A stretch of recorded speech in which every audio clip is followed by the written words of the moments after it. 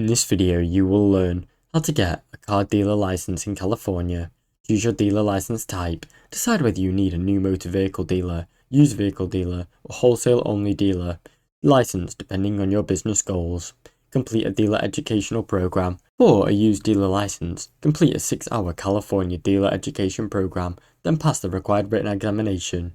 Establish a business location. Secure a business permanent site that complies with the California Department of Motor Vehicles or DMV regulations.